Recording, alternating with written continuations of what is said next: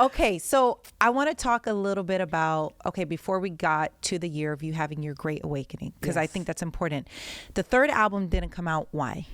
I was in a situation where I was getting ready to put out an independent project. Got it. I got pregnant, and I had my son. I finished the project, and my real answer is I don't know why that album never came out. But I knew that let me know that it wasn't the right situation for me. Right. And so I had to work myself out of that situation. So it wasn't on your terms it didn't come out. It was because of the contractual whatever Correct. it was. Correct. Got it. Which is really odd because I feel like contractually I delivered. Yeah. So you did record the songs. Oh, yeah. There was a whole album that was created. Oh, we need answers at some point. We'll get them. Yes, we'll get them in the music. So it was really funny. There was this one like YouTube video where this woman did this like expose. I'm like, what really happened to Melanie Fiona? I was like, girl, if you want to know, you should have just asked. Right. She just came up with all these theories. I was like, people are going to decide whatever they want to decide, right. you know? Some people were just like, she left music to be a mom. And it was like, I never stopped doing music. I've always been performing. I've always been singing. I've never stopped. Like I never actually was like, the only time I thought I was going to stop was when I was trying to get myself out of that situation. Right. As I remember the situation, by the way. I felt so burnt out. I was so exhausted. I was so hurt and heartbroken that I was like, I don't think I could do this anymore.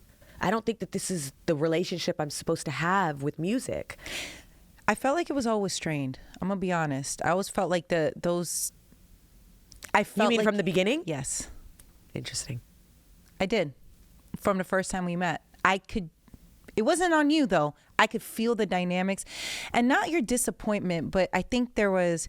You're so hungry, and you're wanting to work, and you have all this energy, and it almost felt like who you were working with didn't have that exact same energy. Like I didn't feel like they were just as like Melanie, you were out here working very, very, very hard. The excitement that you had behind your music, the pride that you had behind the music.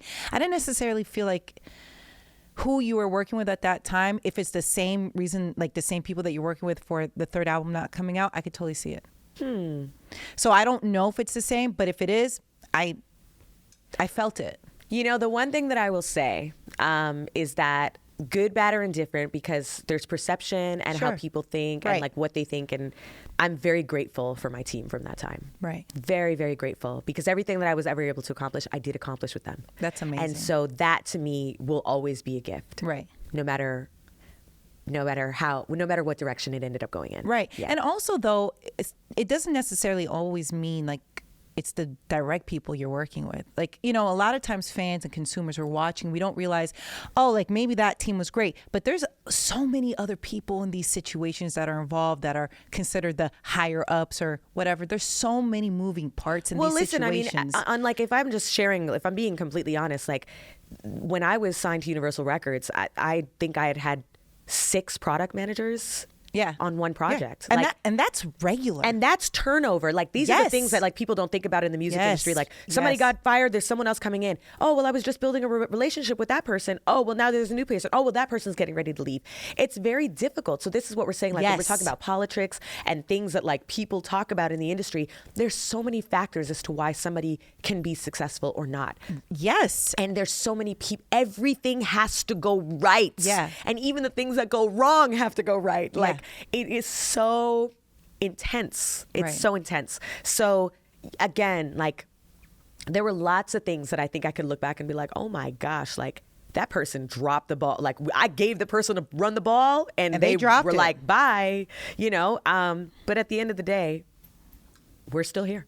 Absolutely. And I'm really happy that you have taken that and, you know, just turned it into a positive. Because I could see why an artist can get upset and bitter. Baby, these artists would be like, did you ever experience that where you're just like, man, I deserve more? I I worked hard enough that I expected the return on the work to be more. And you were just like, that made me sad. To me personally, it was more about some of the relationships I had to walk away from. Oh, that's tough. That was some of the hardest stuff that I've had to endure in my professional career. That's some of the hard stuff. And I think a lot of people don't talk openly about that just because their egos are always involved. But I just live my life in a place where I don't want to hold any ill energy or feelings or like none of it. Like I just look at everything as an experience, you know? So positive. And you have to, there's just so much that can consume you when you're there. And if I plan on being a vessel for art and vulnerability and music and healing, if that's who I plan to be, I can't carry all of it with me. I can't carry every wrongdoing, every person who dropped the ball. Prime example that people don't even know about. Wrong Side of a Love song. I was given the opportunity after so much like pushing from my team and all the favors and the calls of performing it on the BET Awards. And it was a huge moment for my career. It became what was viral moment for me in that time. And I want to say the next day, the next day, the label shut everything that was going down with the project I was signed to, like the label I was signed to, froze everything the next day. Why? For things that have nothing to do with me. Right? Oh, so it was like we just made all this momentum and we could have taken it all the way. Wow. And it was like, and it was like, oh my gosh, but this has nothing to do with me. But I was wrapped up in it. You know, that's the game. And that's the game. It's business, you know? And so that's where it gets tricky when art and business meet, you know? And so beautifully now is that a lot of artists are in charge of their business, which is great. Yes. Which is great. Right. And they have much more of a say in their business now.